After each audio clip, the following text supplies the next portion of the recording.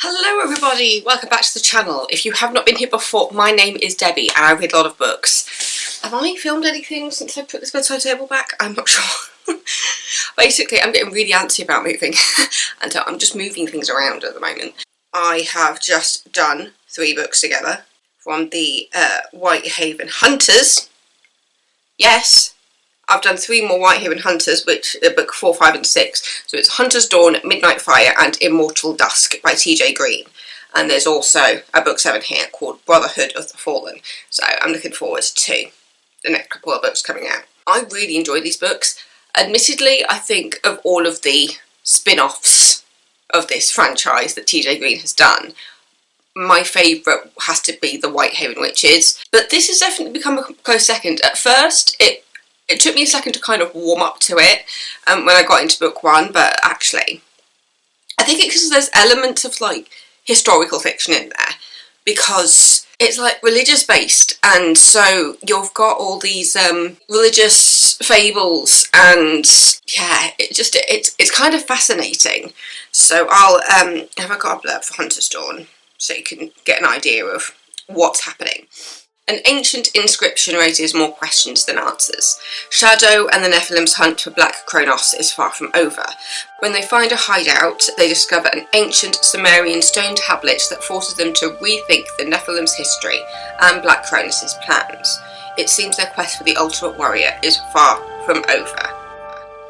Yeah, that's only just a section of that blurb for you, because you're also looking at the individual Nephilim's relationships. You see them, like their relationships with each other, how they feel about their father. My camera just turned itself off and I don't know why. I literally just put in a fresh battery, so I don't know what's going on there. I'm not really sure where it finished either, so yeah, I find these really comparable to things like...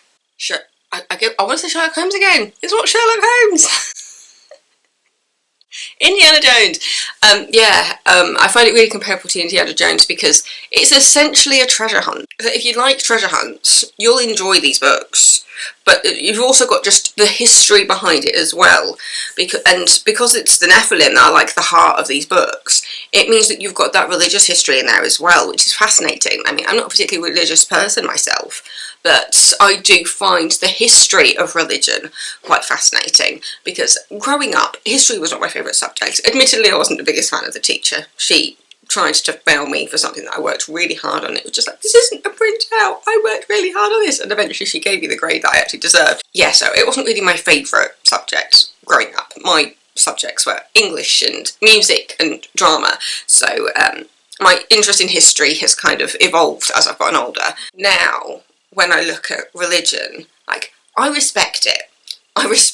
I do, but I think I just don't like people who use religion to excuse really bad behaviour, and yeah, I don't agree with that, especially because when it comes to religion, it is something that can be interpreted in different ways, and the fact that within religion you can see lots of different people interpreting so many things different ways. So yeah, so nobody is entirely living to scripture when you meet a religious person, because that would be near on impossible in the modern world. Yeah, that's my thoughts on organised religion.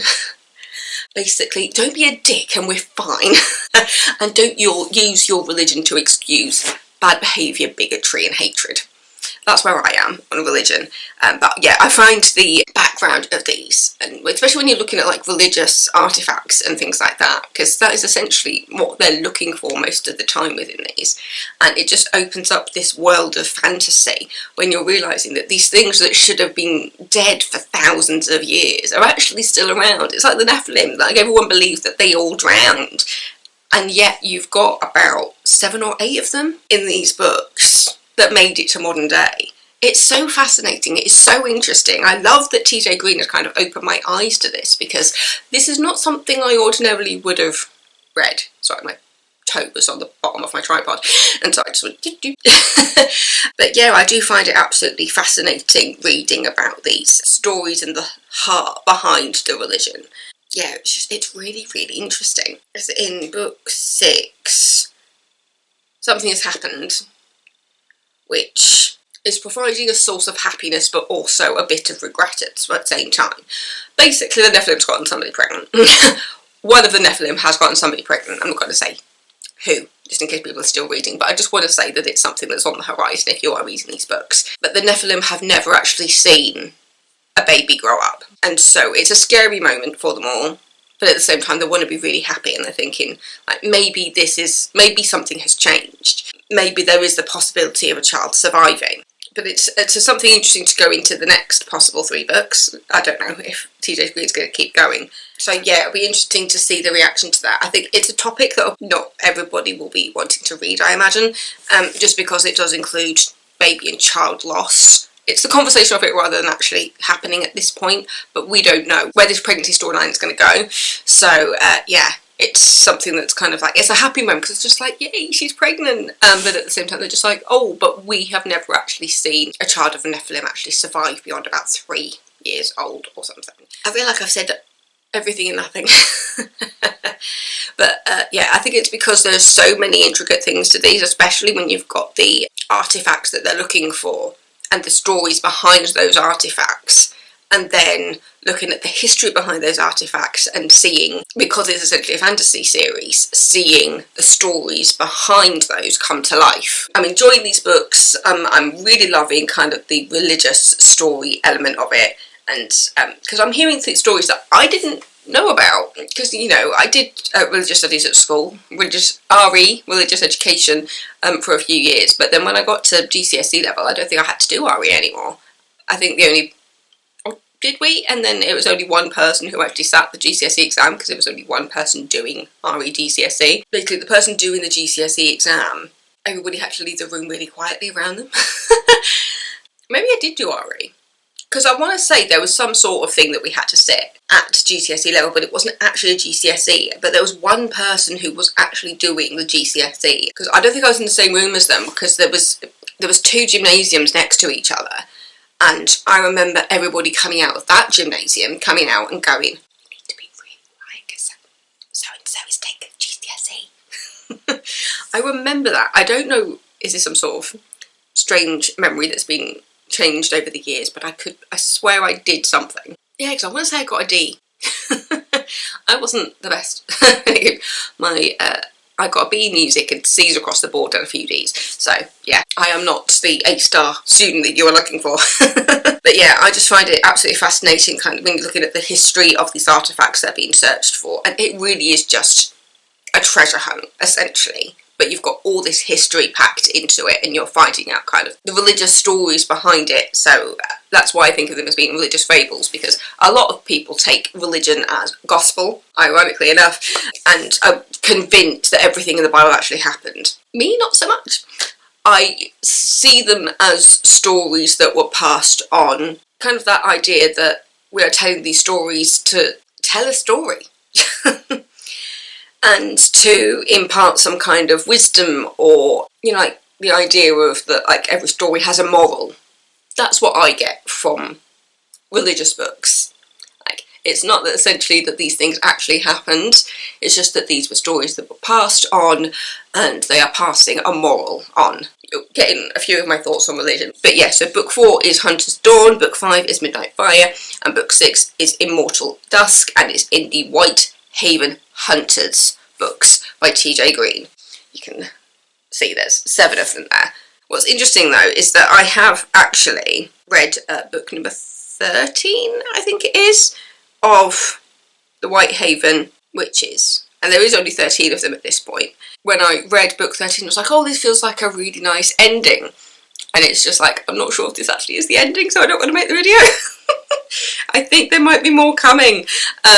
Yeah, I need to have a look at TJ Green's website to figure out what's going on. But yeah, it is currently 8:10 and I have not had any breakfast or had my cup of tea yet, so I want to go do that. And I'm just watching a couple of comfort YouTube videos. I'm doing a few podcasts. I'm doing the Good Hang podcast by Amy Peeler and Pola. I should know because I'm pretty sure she says every episode. But I'm really enjoying this because you're just hearing from people that you wouldn't normally. The last one I listened to was her interview with Dakota Johnson, and I really like Dakota Johnson. I think she's really good. I haven't seen that many of her movies, but she comes across as a really nice person. And also, she had her dog on the podcast. It was brilliant.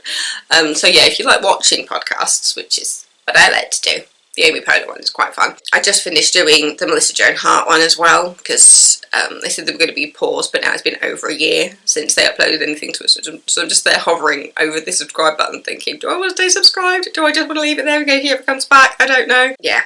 I'm enjoying watching my podcasts. And also the, what's the other one that I've been doing, which I'm pretty much caught up on now, so I can watch it with the new videos. And it's the Amber Davis Call to Stage. If you're a musical theatre fan like me, you will enjoy that podcast. So, currently, my mum and dad are showing my Auntie Jo, my flat, which is my mum's sister. I would have gone with them, but they were leaving just as I was waking up. And I am starting work later today. I'm starting at 12:30, finishing at 9:30, because we have what's called exclusive use, where two people have basically hired out the spa after hours to have the spa complete to themselves. Yeah, that is going to be my night tonight, so I'm going to have kind of like a big-ish lunch before I go, and then just take something to snack on and see if, because there's no guarantee when my lunch is going to be today. So, let's wrap this up. Thank you so much for watching. Don't forget to subscribe if you're not already, and I will see you next time with another video. Again, I recommend these books if you're looking for a nice, good treasure hunt with a bit of history. Yeah, so thank you, and I will see you next week. Bye!